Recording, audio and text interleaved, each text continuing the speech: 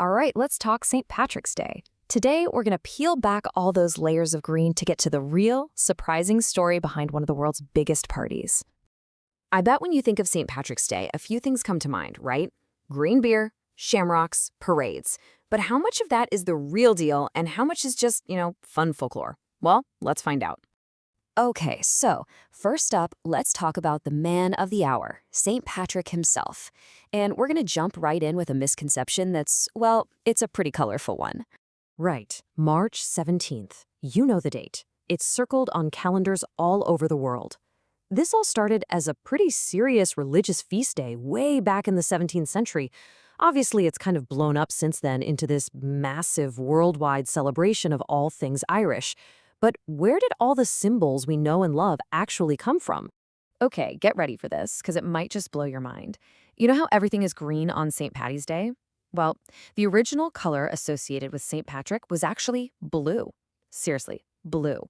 The whole green thing didn't even catch on until the 1700s, when it became this powerful symbol of Irish independence. Crazy, right? Okay, moving on to another massive legend, and this is probably the most famous story you've ever heard about St. Patrick. But is there any truth to it at all?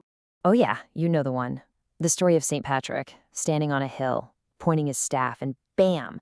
All the snakes in Ireland are just gone, driven right into the sea. I mean, what an image that paints, right? Well, here's the thing. Science has a little something to say about this. It turns out Ireland never actually had any snakes. Like, ever. The fossil record is totally snake-free. So what gives? Well, the whole story is almost definitely a metaphor. The snakes weren't actual serpents. They were a symbol for the pagan beliefs that St. Patrick helped to, well, drive out of Ireland. So it was a symbolic banishment, not a literal pest control problem. All right, so we've debunked a couple of myths. Now let's switch gears and talk about something really fascinating that's happening today. It's all about the way English is spoken in Ireland. It is completely unique, and there's a really cool reason why. It's called Hiberno-English. And what that means is, yeah, it's the English language, but it's built on the framework, kind of like the grammatical skeleton, of the native Irish language, which you might know as Gaelic. This mix creates this really distinct, almost musical way of speaking. So check this out. Here's a perfect example. In the Irish language, there are no words for yes or no. Seriously. So how do you answer a question? Well, you repeat the verb from the question. So if someone asks, "Are you coming to the pub?" you don't say yes. You'd say, "I am." It's a tiny little detail, but it speaks volumes about the deep linguistic history there. Okay, you knew this was coming.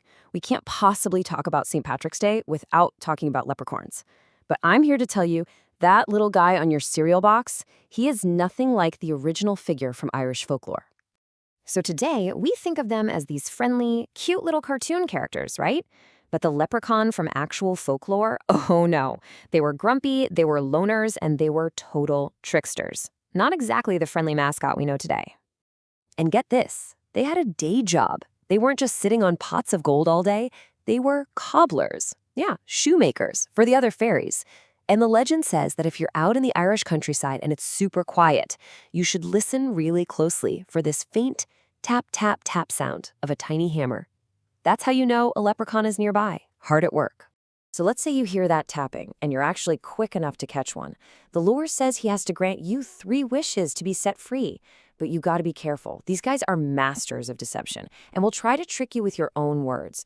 And here is the #1 most important rule. Whatever you do, do not look away. The second you take your eyes off him, poof, he's gone. Okay, so we've busted some myths. We've dived into some pretty wild folklore. Now, let's wrap this up by getting to the real spirit of a modern Irish celebration. It's all about the language and, the vibe. All right, if you ever find yourself in Ireland and want to blend in, this is your crash course.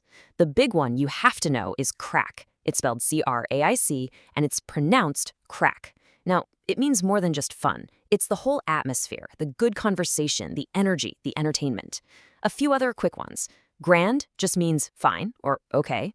The jacks, that's the bathroom. And if you hear someone's acting the maggot, don't worry. It just means they're fooling around. And you can't have a celebration without a proper toast, right? So the Irish way to say cheers is slante. Now, it might look a little tricky, but it's pronounced sláinte. And the best part is what it means health. It's basically a wish for good health for everyone you're with. How great is that? So, at the end of the day, what's this all really about?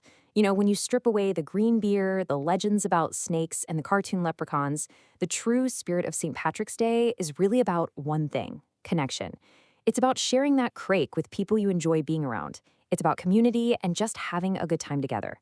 So, this year, I hope you have some great crake. Slante.